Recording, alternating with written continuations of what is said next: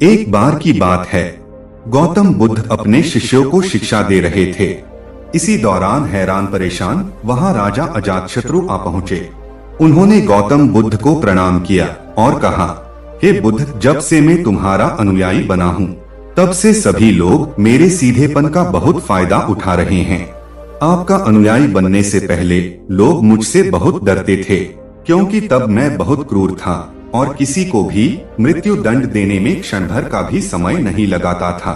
आपका अनुयायी बनने के बाद अब मेरा मन इन कामों को करने को तैयार नहीं होता है और मैं सभी लोगों को प्रेम देना चाहता हूँ, परंतु कुछ लोग इस बात का गलत फायदा उठा रहे हैं और इससे मेरी प्रजा को बहुत खतरा है। मेरे शासन में बहुत दिक्कतें आ रही हैं। अब बताएं मैं क्या करूं? तब गौतम बुद्ध उन्हें एक कहानी सुनाते हैं। एक बार एक भिक्षु एक गांव से गुजर रहा था। उस गांव में एक बहुत बड़ा पीपल का वृक्ष था।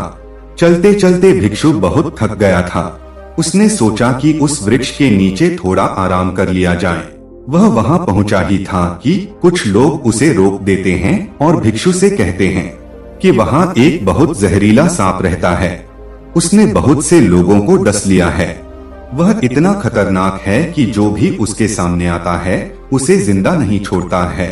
आप मत जाएं। भिक्षु मुस्कुराता है और कहता है, एक दिन तो सभी को मरना है। अगर मुझे आज ही मरना होगा तो इसमें कौन सी बड़ी बात है। आप मेरी जरा भी चिंता ना करें और मुझे आज्ञा दे। भिक्षु वहां से चल देता है और पेड़ के नीचे अपना आसन बिछाकर बैठ जाता है। थोड़ी ही देर बाद उसके सामने सांप आता है और उससे कहता है, क्या तुम्हें मुझसे डर नहीं लगता? क्या तुम्हें पता नहीं यह मेरा इलाका है और यहाँ पर आने की किसी की भी हिम्मत नहीं होती है? तब भिक्षु उसे बहुत ही प्रेम के साथ कहता है, इसमें डर वाली कौन सी बात है? तुम जो भी करते हो वह इसलिए करते हो क्योंकि तुम्हें डर है कि कोई तुम्हें मार ना दे, इसलिए तुम दूसरे को डरते हो। मुझे किसी बात का डर नहीं है, ना ही मुझे मृत्यु का डर है और ना ही जीवन की लालसा है। कोई मुझे नुकसान नहीं पहुंचा सकता है, तो फिर मैं क्यों डरूं? सांप को यह सुनकर बहुत गहरा आघात पहुंचता है। उसने आज तक ऐसे व्यक्ति देखे जो उससे डरकर भागते थे। उसने आज तक ऐसा कोई भी व्यक्ति नहीं देखा था जो उससे नहीं डरे। भिक्षु की इतनी बातें सुन सांप उनके के चरणों में लेट जाता है और उनसे कहता है, आज तक मैंने जो भी किया अपनी जान बचाने के लिए किया, क्योंकि अगर मैं इस तरह का रूप धारण नहीं करता तो लोग मुझे जिंदा नहीं छोड़ते। तब भिक्षु उससे कहता है, तुम एकदम सही कह रहे हो, लेकिन अगर तुम इस मोह से मुक्त होना चाहते हो तो एकदम शांत हो जाओ, प्रेम से भर जाओ और यह जानो कि एक दिन जीवन समाप्त हो ही जाएगा। उसके लिए बुरे कर्म करने की कोई आवश्यकता नहीं है। इतना कहकर वह भिक्षु वहां से चले जाता है और सांप उस भिक्षु की सारी बातें अपने दिमाग में बैठा लेता है और वह यह तय करता है कि आज से वह कोई भी गलत काम नहीं करेगा। सांप सभी बुरे कर्मों को छोड़ देता है, लेकिन इसका उस पर उल्टा असर पड़ता है। जो लोग उसे पहले देखकर भागते थे अब उसके सीधेपन का गलत उपयोग करने लगे। अब सब लोग उसे छेड़ते, उसे चोट पहुंचाते हैं। अब सांप बहुत दुखी रहने लगा और बहुत ज्यादा चोट से ग्रस्त रहने लगा। अब उसके शरीर पर बहुत से चोट के निशान बन गए, क्योंकि अब वह लोगों को नुकसान नहीं पहुंचाता था और सभी लोगों के साथ प्रेम से रहने की कोशिश करता था। लेकिन लोगों में उसके प्रति जो भय था वह ही उसे सुरक्षित रखता था। कुछ दिनों बाद वह भिक्षु फिर से उसी पेड़ के नीचे आता है और वहां अपना आसन बिछाकर बैठ जा है और उस सांप को देखकर बड़ा आश्चर्यचकित होता है। पहले सर्प की क्या स्थिति थी, लेकिन अब सर्प की क्या स्थिति हो गई है और वह उस सर्प के लिए बहुत चिंतित भी होता है।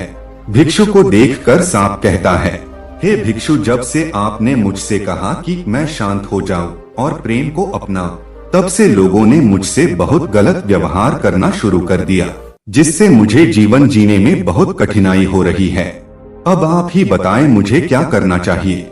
भिक्षु से कहता है, हे मित्र, मैंने तुमसे यह नहीं कहा था कि तुम अपने स्वभाव को ही बदल लो। तुम सर्प हो और क्रूरता ही तुम्हारा स्वभाव है। अगर तुम क्रूरता नहीं रखोगे तो लोग तुम्हें खत्म कर देंगे लेकिन इसका मतलब यह नहीं है कि तुम्हारे भीतर जो उद्देश्य है उसे गलत रखो। तुम्हें भीतर से अपने आप को सही रखना है और बाहर से खुद को वह दिखाना है जो जरूरी है, क्योंकि सर्प एक जहरीला जीव है और लोगों में उसके लिए भय होना आवश्यक है। अगर लोगों के अंदर तुम्हारे लिए भय नहीं होगा तो लोग तुम्हें हानि ही पहुंचाएंगे। लेकिन तुम्हें भीतर से अपने आप को सही रखना चाहिए। तुम्हें किसी को नुकसान नहीं पहुंचाना है, केवल अपना भय बनाए रखना है। गौतम बुद्ध कहते हैं, राजा अजातशत्रु, तुम इस कहानी से क्या समझे? तो इसका मतलब यही है कि तुम अपने स्वभाव को मत बदलो, तुम अपने आप को समझो।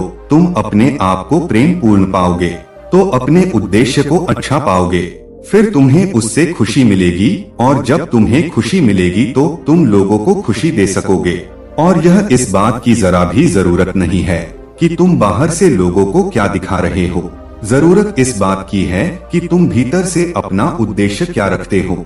दोस्तों, ये कहानी आपको कैसी लगी नीचे कमेंट बॉक्स में कमेंट करके जरूर बताएं।